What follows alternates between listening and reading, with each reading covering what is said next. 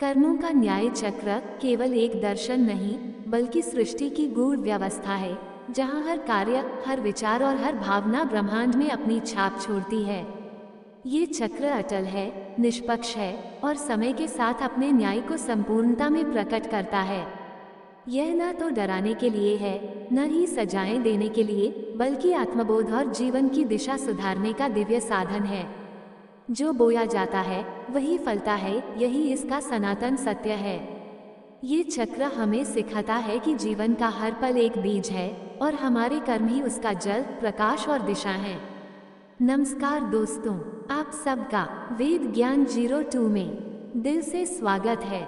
दोस्तों, हमारे चैनल पर पहली बार आए हैं तो चैनल को सब्सक्राइब करें और घंटी को जरूर दबाएं, ताकि जब भी वीडियो डालें तो सबसे पहले आप तक पहुंचे। कर्मों का न्याय चक्र। घने और रहस्यमय जंगल के हरे भरे आंगन में एक मोर और एक मोरनी रहते थे। मोर अपने नृत्य और सुंदरता के लिए प्रसिद्ध था, परंतु मोरनी की आंखों में कुछ और ही चमक थी। वह ज्ञान की प्यास और सत्य की खोज से भरी हुई थी। मोरनी अक्सर जंगल की झील के किनारे बैठकर ध्यान लगाती, हवा की सरसराहट में प्रकृति के संकेतों को सुनती और पक्षियों की आवाजों में समय का संवाद खोजती। वह जानती थी कि यह जीवन केवल सुंदरता और संगति का नहीं, बल्कि कर्मों की एक यात्रा है, एक ऐसा चक्र जो कभी रुकता नहीं। अध्याय 1, जंगल की पुकार। एक दिन मोरनी ने ध्यान करते हुए एक रहस्यमय स्वप्न देखा। उसमें एक बूढ़ा सर्प उससे कह रहा था, तू पूर्वजन्म की ऋणधारी है, तेरे कर्म तुझे खोजते आ रहे हैं, अब वक्त है न्याय चक्र में प्रवेश करने का। मोरनी चौंकी। उसने अपने मोर से यह स्वप्न साझा किया, लेकिन मोर ने हंसते हुए कहा, ये सब भ्रम है, जीवन का आनंद लो, न कि इन उलझनों में पड़ो। पर मोरनी जानती थी, कुछ है जो भीतर से बुला रहा है, कोई अधूरी कहानी, कोई असमाप्त ऋण। मोरनी ने जंगल के सबसे गहरे हिस्से की ओर यात्रा शुरू की। वहाँ एक प्राचीन गुफा थी जिसे कर्मगा कहा जाता था। कहा जाता था कि वहाँ हर जीव का कर्मलेख लिखा होता है और हर आत्मा को कभी न कभी वहाँ बुलाया जाता है। गुफा के द्वार पर उसे एक वृद्ध उल्लू मिला, जिसकी आंखों में समय की गहराई थी। उल्लू बोला, तू खोज पर निकली है, जान ले, न्याय चक्र में प्रवेश करने वाला जीव स्वयं से भी न्याय नहीं छिपा सकता। क्या तू तैयार है अपने बीते कर्मों से मिलने के लिए? मोरनी ने आंखें बंद कर हामी भरी। तभी गुफा के भीतर एक प्रकाश फूटा और सामने उसके पूर्वजन्मों के दृश्य खुलने लगे। एक जन्म में वह एक बत्तख थी, जिसने अपने जलाशय में कई जीवों को जल से वंचित किया था। एक और जन्म में वह एक राजकुमारी थी, जिसने एक गरीब बालक की सीख को अपमानित किया था। हर जन्म में उसने कुछ पाया, कुछ खोया और कुछ अधूरा छोड़ दिया। परंतु एक जन्म ऐसा था जो अधूरा ही नहीं, घायल था। उसमें उसने एक घायल मोर को जंगल में छोड़ दिया था, जिसे वह इस जन्म में प्रेम करती थी। वह मोर ही था जो अब उसका साथी था, पर उसे इसका बोध नहीं था। उल्लू बोला, अब तू जान गई, ये जन्म, ये संबंध, ये प्रेम सब कर्मों की देन है। पर अब क्या तू कर्मों का प्रतिकार करेगी या उन्हें पूर्ण कर आगे बढ़ेगी? मोरनी ने उत्तर नहीं दिया, केवल आंखें मूंद ली और ध्यान में बैठ गई। उसके भीतर अब एक नई यात्रा शुरू हो चुकी थी, कर्मों की यात्रा, न्याय की नहीं, समझ की। उसी समय जंगल में एक अजीब हलचल शुरू हुई। समय जैसे बदलने लगा हो, पक्षी असामान्य दिशा में उड़ने लगे और झील के जल में भूतकाल की छाया दिखाई देने लगी। मोरनी अब जानती थी कि उसका प्रेम, उसका साथी मोर, उसके कर्मों का भागी है। पर क्या वह स्वयं भी इस चक्र को समझेगा? क्या वह भी अपने कर्मगल की ओर मुड़ेगा? उधर मोर को अचानक सपने आने लगे। एक अजनबी मोरनी की आवाज, एक पुराने जंगल का आह्वान। वह भी बेचैन हो उठा, लेकिन अहंकार और मोह के बीच फंसा रहा। मोरनी अब हर दिन कर्मगल जाती, प्राचीन ऋणों का ज्ञान प्राप्त करती और जंगल में दूसरों की सहायता करने लगी। वह जानती थी कि न्याय का चक्र तब तक पूर्ण नहीं होता जब तक प्रत्येक आत्मा स्वयं को जान न ले, और यहीं से कहानी अंतहीन हो जाती है। मोरनी की यात्रा जारी है। मोर की आत्मा की आंखें धीरे धीरे खुल रही हैं। जंगल गवाह है उस सत्य का जो हर जीव में जागना चाहता है। कर्मों का न्याय चक्र घूमता रहता है, कभी स्मृति बनकर, कभी प्रेम बनकर और कभी आत्मबोध की आग बनकर। क्या मोर भी अपनी पूर्व जन्म की स्मृति को पहचान पाएगा? क्या मोरनी के कर्म उसे मोक्ष तक ले जाएंगे या एक और चक्र में बांध देंगे? मोर अब पहले जैसा ना था। उसकी आंखों में अनजानी बेचैनी थी। हर बार जब मोरनी ध्यान में बैठती, एक अदृश्य आभा उसे घेरे रहती और मोर को लगता जैसे वो किसी और लोक में चली जाती हो। मोर पूछता, तू इतनी बदल क्यों गई है मोरनी? मोरनी मुस्कराती और कहती, मैं वही हूँ, पर अब मुझे अपने भीतर का वो भी दिख रहा है जो मैं नहीं थी और जो मैं बनना चाहती हूँ। मोर इस उत्तर को समझ नहीं पाया, लेकिन उसके भीतर कुछ टूटने लगा था।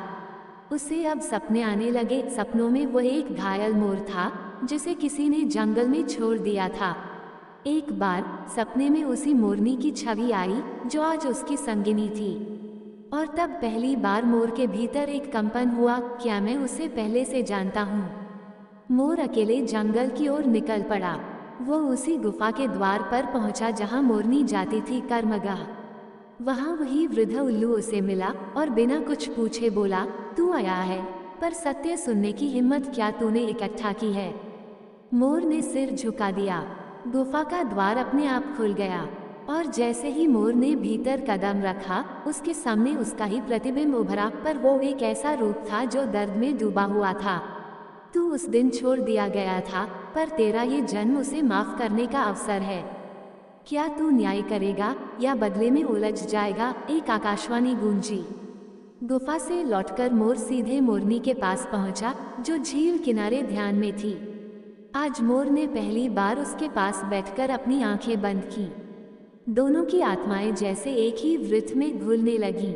मोर बोला, मुझे याद है सब, मैं वही हूँ जिसे तूने एक जन्म में छोड़ दिया था, पर अब मैं तुझे मुक्त करता हूँ और खुद भी मुक्त होता हूँ। मोरनी की आंखें भर आईं। उसने उत्तर नहीं दिया, क्योंकि अब शब्दों की आवश्यकता नहीं थी। उसी समय दूर एक और पक्षी जन्म ले रहा था, एक नन्हा तोता जो आने वाले वर्षों में कर्मों के गूढ़ ज्ञान का वाहक बनेगा। वह तोता वही आत्मा थी जिसे मोरनी ने एक जन्म में उपेक्षित किया था। न्याय का चक्र रुका नहीं, वह अब एक नई कड़ी में बदल चुका था। ये कहानी फिर वहीं पहुंचती है जहां हर आत्मा एक दूसरे की पूर्ति करती है, एक दूसरे के कर्मों की परीक्षा भी बनती है और मोक्ष का मार्ग भी। कर्मों का न्याय चक्र घूमता रहता है, धीरे, गहराई से और कभी समाप्त न होने वाली गति में। साल बीतते गए। वह नन्हा तोता अब बड़ा हो गया था। वह साधारण पक्षी नहीं था, उसकी आंखों में किसी ऋषि की शांति थी और उसकी बोली में गूढ़ रहस्य की ध्वनि। जंगल के प्राणी उसे ज्ञान पंछी कहने लगे। वह गुफा कर्मगाह का रक्षक बन गया था। मोर और मोरनी अक्सर वहां आते और हर बार ज्ञान पंछी उनसे एक ही प्रश्न करता, क्या तुमने क्षमा करना सीखा? मोरनी कहती, मैंने सबको क्षमा किया पर खुद को नहीं कर पाई। मोर कहता, मैंने उसे क्षमा किया जिसने मुझे पीड़ा दी, पर मैं उसे भूला नहीं। ज्ञान पंछी मुस्कराता, तो तुमने कर्मों को छोड़ा नहीं, केवल उन्हें पहन लिया है। जब तुम कर्म को सीख में बदलोगे तभी चक्र टूटेगा। एक रात पूरा जंगल एक दिव्य प्रकाश में नहा गया। मोरनी ध्यान में थी और मोर उसके पास बैठा था। अचानक मोरनी के भीतर एक प्रकाश फूटा और उसके मुख से वाणी निकली, अब मुझे अपने कर्म नहीं खींचते, वे मेरी पूंजी हैं। मैं उन्हें बोझ नहीं, सीख मान चुकी हूँ। मोर की आंखें भर आईं। उसने मोरनी की ओर देखा और कहा, मैंने भी तुझे एक जन्म में खोया था और हर जन्म में पाया, पर अब मैं तुझे बंधन नहीं बनाऊंगा। उसी क्षण दोनों के चारों ओर एक श्वेत आभा फैल गई। ज्ञान पंछी धीरे धीरे उनके पास आया और बोला, अब तुम दोनों स्वतंत्र हो, तुम्हारा न्याय चक्र पूरा हुआ। मोर और मोरनी अब केवल देह नहीं थे, वे ऊर्जा बन चुके थे। उनकी आत्माएं आकाश में समा गईं, जैसे दो ज्योतियां ब्रह्म की ओर लौट गई हों।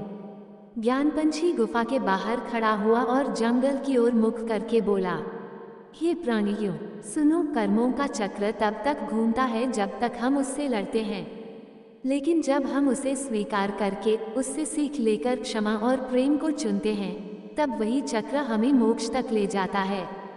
कर्मों का न्याय केवल सजा नहीं होता, वह आत्मा को उसके ही बोध से परिचित कराता है। हर जन्म, हर रिश्ता, हर पीड़ा एक पाठशाला है आत्मा की। और जब आत्मा क्षमा, प्रेम और चेतना के स्तर पर पहुंच जाती है तो न्याय चक्र स्वयं शांत हो जाता है, समाप्त और फिर भी शाश्वत। क्योंकि न्याय का चक्र किसी एक मोरनी की कहानी नहीं, हम सबकी यात्रा है।